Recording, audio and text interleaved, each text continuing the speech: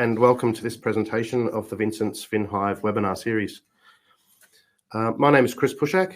I'm a director with Vincent's Assurance and Advisory business and have over 20 years experience working in the profession, guiding a range of large, small, public, private and government clients on all things governance, assurance and risk.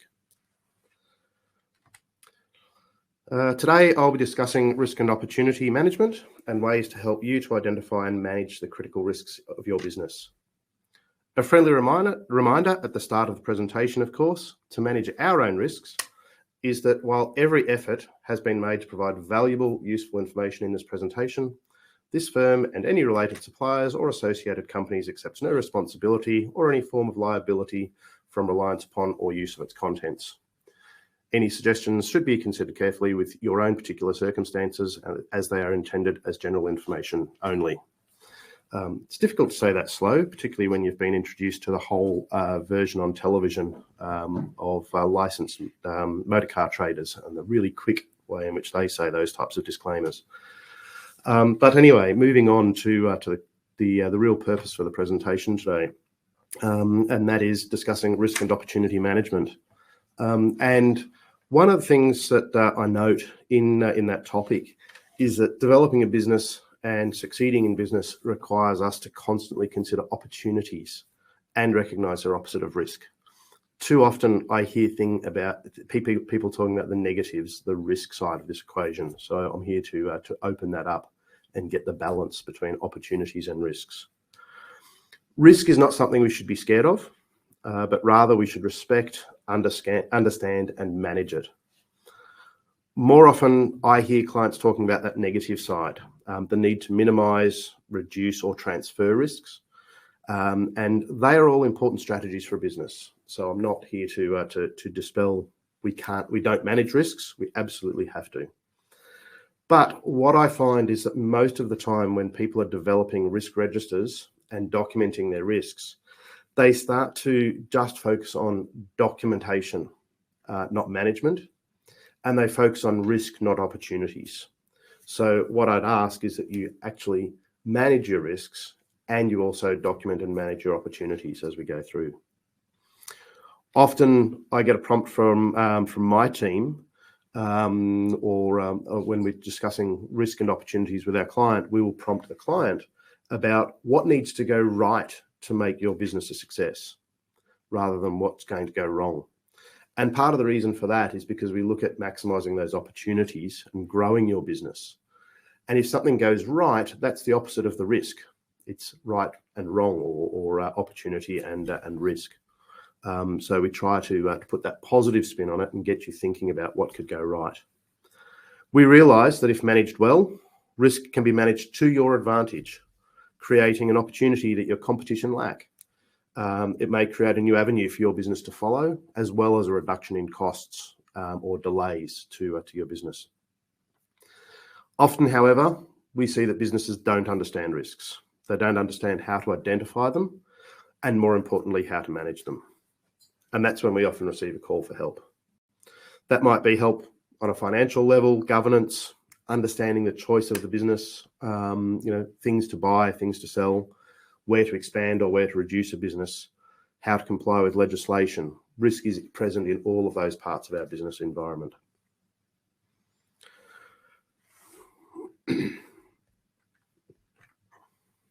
For example, think of any risk and then seek to eliminate it. The perceived ultimate goal in any risk management session often seems to be eliminating risk. I'm here to dispel that myth. I don't think it's possible. On the slide I've used the risk event of two cars colliding. In the aviation sector, an area I've spent some time in, we would refer to two aircraft colliding, an event that both on the road and in the air has happened more often than we would like. But imagine any other risk, COVID. Only one person getting sick at a time, or better still, zero COVID. Once a great effort tried by governments here in Australia, still being tried in China, I believe. It's a seemingly impossible task. What about never having an issue in your business where you had to rely on insurance? Removing the cost and the burden of insurance. No theft, no property damage, no personal injury.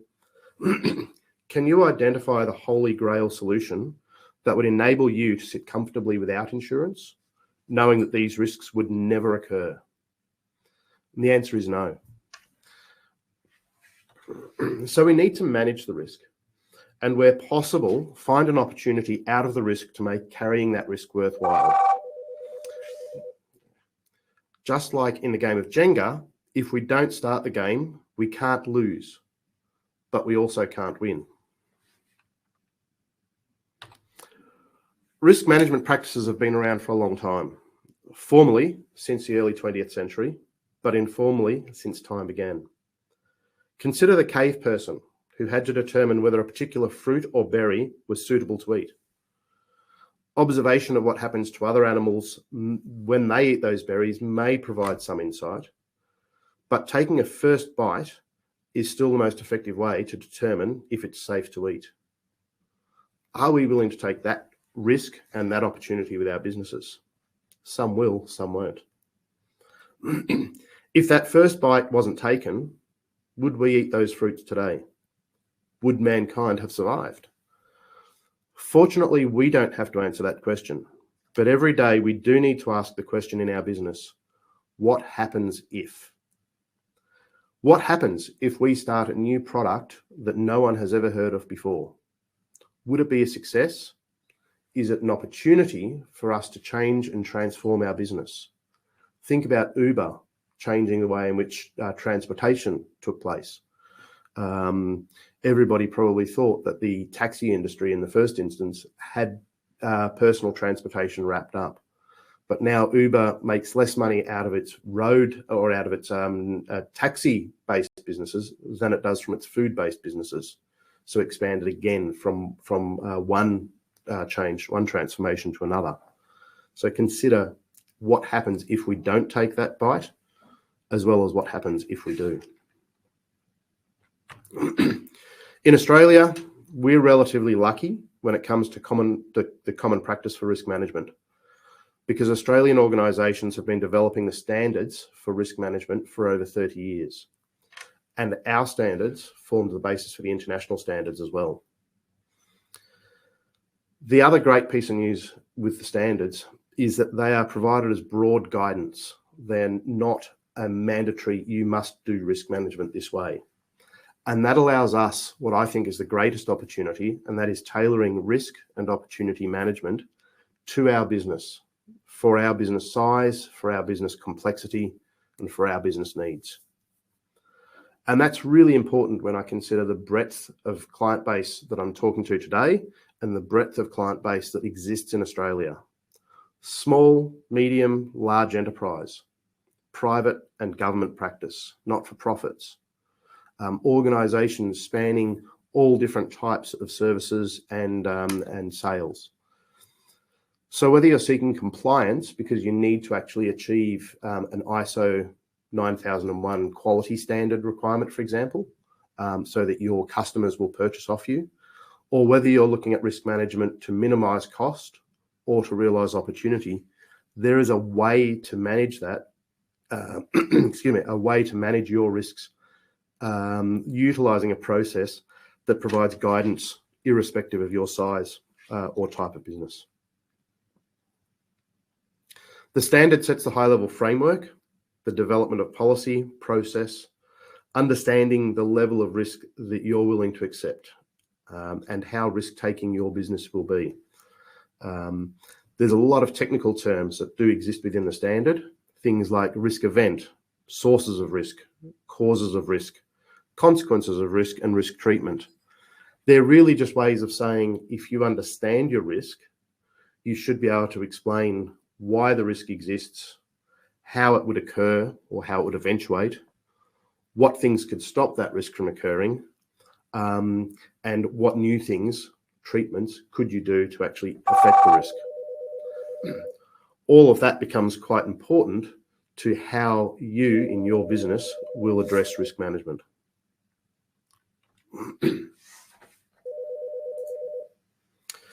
Before getting into the process, I wanted to remind you, risk management is not about risk elimination or even about documenting every risk that ever existed. This has never proven to be a successful approach. I've seen a number of clients who over a 3-year period documented and reviewed their risk registers every 6 months. And when I assessed the change in their business over 3 years, so 6 iterations of their risk management process being updated, I noticed that nothing had changed. No mitigation strategies had actually been completed. The risks hadn't been treated any differently over the 6 years. The 3 years. There had been no decrease in the overall risk across the business, despite the fact that the executive had told the board that they were reducing risk every time they went to them and asked them to approve that risk management strategy. Worse still, they would use that risk management strategy to inform the board of how the board should free up other funds and other resources to allow them to do more. Because in addressing the risk, they'd be able to take on more opportunity. The problem is they weren't actually doing it. They weren't managing the risk. All they were doing was documenting it. It was a waste of both management's time and the executive's time. The risk documentation process alone does not improve opportunity or reduce risk.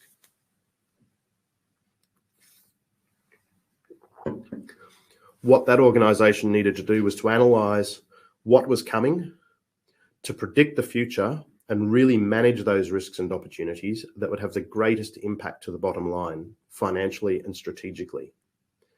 What ended up occurring, in fact, were that some of the risks were realised and additional cost had to be expended in addressing the outcome of those risks when it happened, rather than actually having addressed the risk in the first instance.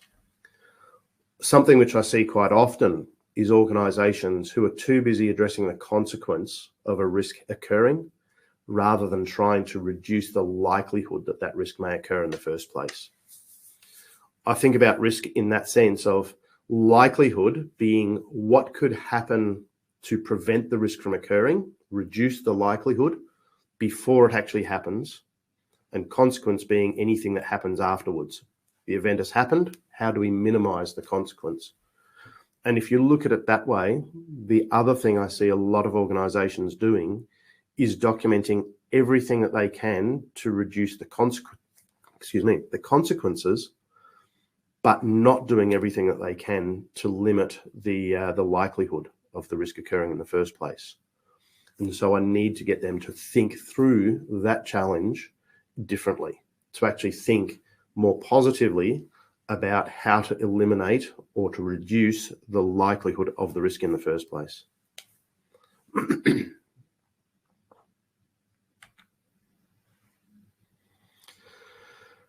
In terms of then how to start identifying and managing your business risks, the real question that I ask each of my clients is, do you understand your business?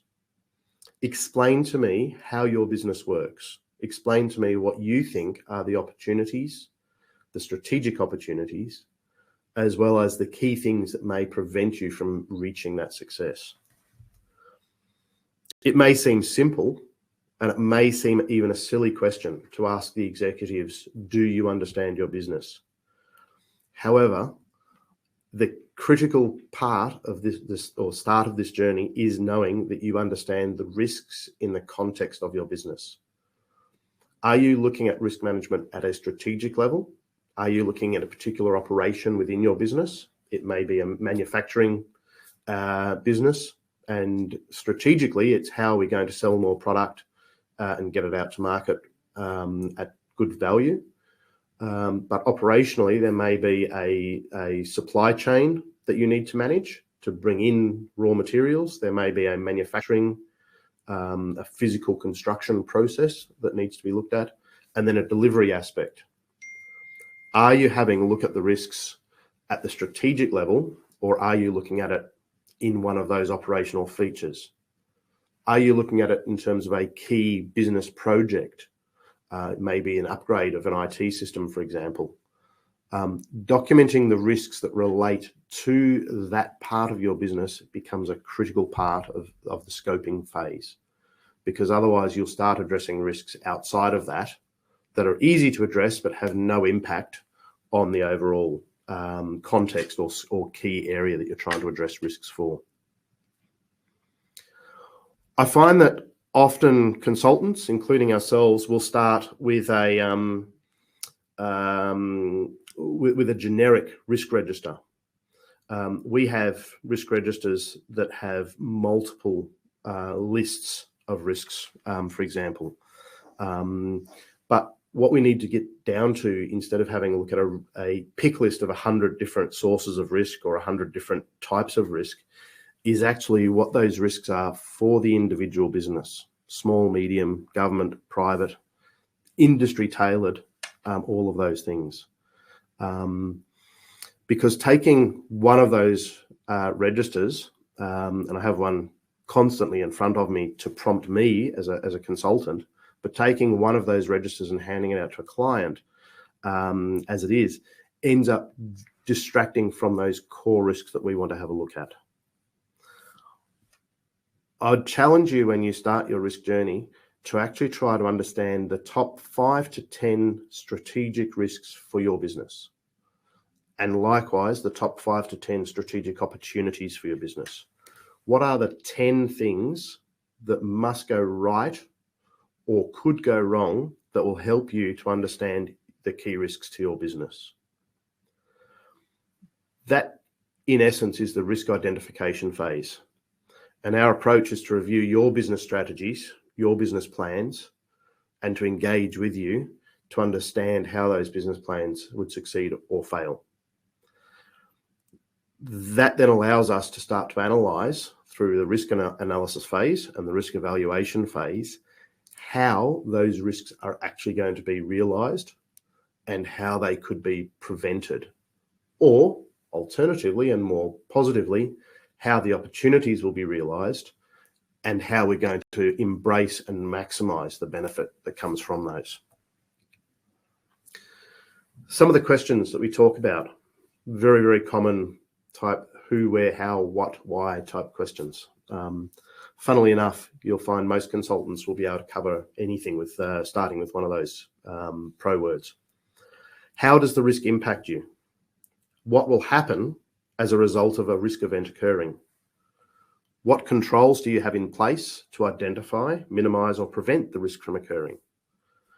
What happens to those controls that causes a breakdown? Who will be notified of a risk when it's escalating? Who will be notified of a risk when it occurs, so when the actual risk event happens? How will you know if the risk environment that surrounds the source of that risk is changing? If I think about those questions, most people often come back with answers around the physical risks. For example, workplace health and safety, slips, trips and falls as an example. So when I say, how will the risk impact you? A person might come back and say, a staff member, customer or supplier slips on water on the floor of a business. This is the negative effect or negative event that causes physical injury. So I then will dig deeper, and this is a very simple example, I will note, but I'll dig deeper and say, okay, what happens? A person is injured on our premises, resulting in lost time, injury to a person, potential insurance claims, distraction of staff and or other clients, etc. So how do we stop that from occurring? We monitor the floor periodically. We educate staff to notice any risks, any spillage, any stock might be leaking, all of those sorts of things. We might pay a cleaner or have a staff member responsible for maintaining the floor on a periodic basis. We might have signs for when water or other slippery substances are detected. All of those things can and hopefully should reduce the likelihood of that risk occurring. But the number of times I myself have been in a retail environment and walking through a retail centre of any type and seen a liquid spilt on a floor, or worse still for Woolworths, Coles, IGA, a grape that has dropped on the floor, and called it out to them. They have all of those processes in place. They know the risk associated with this occurring, but it still happens. And they're perhaps fortunate in this instance that I actually call it out to them and say, hey, there's a spill there. I'll, if possible, try and leave somebody standing there, whether it's a family member or even just another customer, and just say, just stand here and make sure no one slips. I'm going to get someone to help. Why does it take a customer to do that? And the reason is that we haven't actually identified other means to prevent that risk from occurring at this stage. So we have to have a look at how an organisation can minimise that risk further. And that can only be done by understanding the risk in the first place, knowing what it is and all the things that we currently do to prevent that risk from occurring today. Obviously, this risk that I've just explained, slips, trips and falls, is a very real risk, and has some very unfortunate legal side effects as well. And that is that people may sue for injury and for loss of income and the like because of the fact that they've slipped. To address that, so the event has occurred, we start having a look at consequence management, and that includes things like our insurance premiums, how proactive staff are at addressing someone who's fallen on the floor, looking at a proactive approach rather than a no blame approach, all of those sorts of things. That becomes really important through this risk analysis and risk evaluation phase. And so we spend time talking through this with clients and documenting. There's never just one risk treatment. There's never just one consequence treatment that will make every risk go away. There's several. There could be 5, 10 different things that will help to make the risk less severe for the organisation. Just as there are usually 5 or 10 things that will make every business opportunity a success. So we try to actually unpack that through this risk analysis and risk evaluation phase. And the evaluation phase helps us to prioritise each of your risks so that you can understand when and where you need to address them, in what priority. Obviously, those at a higher end, and particularly those with a high likelihood, you should be able to bring down if possible. And as I said, the same goes for our opportunities. Once we've been able to unpack all of that, the risk treatment phase is probably the fun part of the whole activity, and that is, what can we now do in addition to make this opportunity a success, or to treat this risk and nail it, minimize it as low as reasonably possible. And that becomes almost an ideas generation type activity. So if going along through this process yourself, this structure is really the core of the Australian and international standards on risk management, and generally serves us well in terms of the conversations that we have with our clients.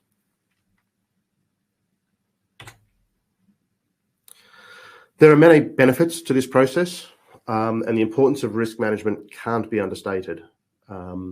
This is probably only a selection of 8, but as I said, I like the numbers between 5 and 10 for my risks, my opportunities. There's no reason why I would try and list more than 10 benefits either.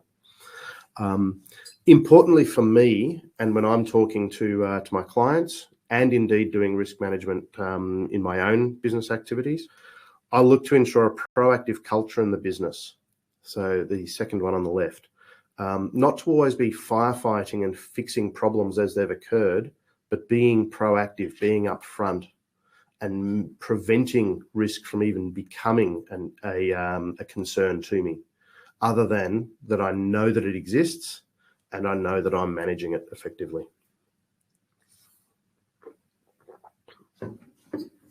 The other for me is enabling an organisation to achieve its strategic objectives while containing the risks. as I've said several times, opportunity management is as important to me as risk management, and our strategic objectives are usually linked to our opportunities. So let's use the risk process to drive achievement of our objectives and to identify new opportunities for business growth and business development. That, if you like, those two benefits alone should see most of the other benefits also achieved. An increase in business confidence, a winning organisation, an organisation that has embraced risk and taken up opportunity, should be a more confident business. A more confident business hopefully has a no surprise environment. Things that we know or things that we should know about, we do know about. If we know about it, we can then provide reasonable assurance to our board and executive, and on through each of those benefits. I thought I would share briefly with you a small flavour of some of the worldview of risk and business priorities, because this does help to give a flavour for where we all should be thinking. Notwithstanding my earlier comments, we need to personalise this for our business and for our success. There's no point in us having a look at risk management in this global geopolitical sense and suddenly working out that we operate a small business, only one location, and here we are starting to have trying to understand natural resource crises or geo-economic confrontation or biodiversity loss, none of which may have an impact on our business. However, these are some of the things that our leaders and our larger businesses are thinking about on a daily basis, and that may impact our business as well. If you're operating a small retail business, packaging may in the future become a significant issue. Removing layers of cardboard and plastic and selling goods in their raw state may become a preferred way of doing business to manage some of the issues around biodiversity loss or in social and environmental reporting. That means we have to think about how we store things on a shelf, because a box is a nice and easy thing to put on the shelf. But if we have an unusual sized, unusual shaped object, they need to be stored individually. So it does flavour some of the things that we might be thinking.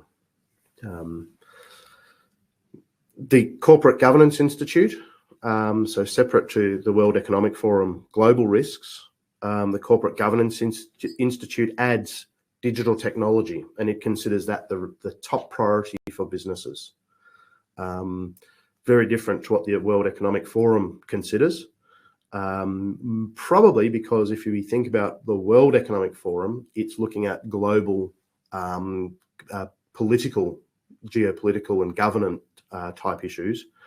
Digital technology is reasonably taken up by most governments. For you and for myself, for small and medium-sized businesses, remaining at the forefront of technology is one challenge. Ensuring that we take care of things such as cybersecurity is another challenge. And I'll note with the Corporate Governance Institute, their other top priorities were workforce, which particularly with the impact of COVID is very topical. Environmental, social and governance responsibilities, so ESG. Is the acronym, and that's creeping into a much larger presence for organisations, including our own. Most government tenders that I now review require us to actually report on our environment, social and governance responsibilities. What does Vincent's do to ensure it's a positive environmental footprint, that it has good social policies, etc.? If that's being asked of us, the chances are it's also being asked of yourselves. So being able to respond to that becomes quite important. Business growth. Everybody wants business growth.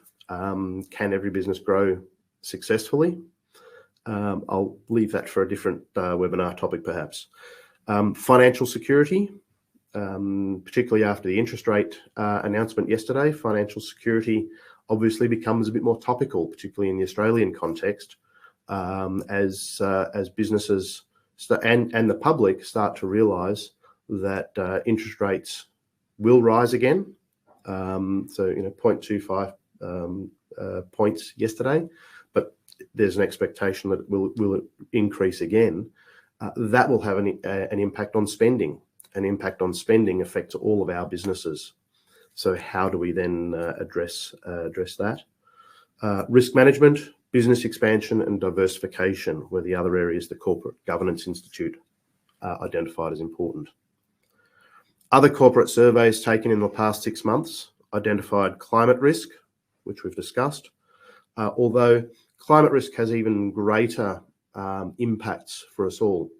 As identified by the World Economic Forum, there's extreme weather. That is a climate risk issue. And for everybody in the northern half of Australia who have experienced floods, first of all, my condolences and my sincere sympathies for any impact it's had on your business. But at the same time, we also have to realise that that's going to happen again in future years. Likewise, and towards the south of the country 2 years ago, and over in the west of the country last year, fire has played a significant impact on the country, which is again part of an extreme weather or climate risk. So this is a key area that we do need to think about. How could it affect our business? And if it can, what are the things we can do? We can't change the weather. We can't change the Australian government view on climate management. We can't change the world view on climate management. So how can we address it in our business, if at all? Ongoing implications of COVID. I mentioned before around resourcing and the Great Resignation. I saw another topical paper on that today, where following COVID, it's anticipated that a large number of people will resign from their jobs and either just take time to chill out, which appears to be something more prevalent in America, or at least now change jobs. Think about whether they want to continue in the current role, in the current industry that they're working in, or whether they want to take on something else. And that's going to have significant flow-on effects for us all. Cybersecurity, data privacy, and the ever-changing regulatory agenda. So the list goes on. A challenge we encounter with lists like these is that boards sometimes become fixated on these issues, widely published in corporate journals, without managing the unique and often critical issues within their own company. Because of course, that wasn't written about in a journal. These items on the screen now have been. So we have to help our business leaders to identify the right risks. We have to try and manage the right number of risks. It's critical to identify what you can and can't control, the internal and external risks. As I mentioned, climate change. We can't change the worldview. We can't change the Australian government's approach, but we can change how we address the effect of climate change on our business. Sometimes these are also hidden in our opportunities. And I've seen quite a few businesses where they have identified an opportunity, haven't really taken it up because they only saw the negative aspects of it. Despite documenting it as more of an opportunity, they still saw it as, oh, that's a big risk, and didn't confront it going forward. For quite a lot of people, that could be reputation risk. There is a risk if I do something and I get it wrong that my reputation will suffer. Yes, there is. But there's also a huge opportunity that if you get it right, your reputation will soar. For those companies that take on a risk and see it as an opportunity and have succeeded, they've usually become industry leaders in their field, or they've become transformative within their field. So consider that and think about each one of your risks and whether it has an opportunity for you to change. The problem I do find, as I mentioned, with big lists like this is when I hand out the detail, customers get fixated on addressing them all. I only want you to focus on 5 to 10 risks and 5 to 10 opportunities within the context of what you're trying to manage. Strategic, operational, projects, there's different levels of risk that exist within every business. And so particularly when you've got a large business with major projects in play, then each of those projects should have its own risk register. Hopefully, again, with only 5 to 10 key risks and 5 to 10 key opportunities so that you can manage across your business. So that's just about us for today. So if you have any questions, get ready to start chatting. The 3 key messages I have for you today really are: think about when you started your business, when you last had a strategic workshop, when you last had a bit of brainstorming activities. What did you do with that information? And hopefully it was a SWOT analysis or something similar: strengths, opportunities, weaknesses, and threats. Something of that nature that identified to you how you could move your business forward. Now let's take those and turn them into risks and opportunities. Let's see how those things that were identified in your strategy for growth are going to impact positively and negatively the result. Let's document them as risks. There is a risk that something will occur that will cause some kind of result, positive or negative. And by documenting it in that way, we can then start to do some further analysis and expand on evaluating the risks, the controls, the opportunities, and the benefits.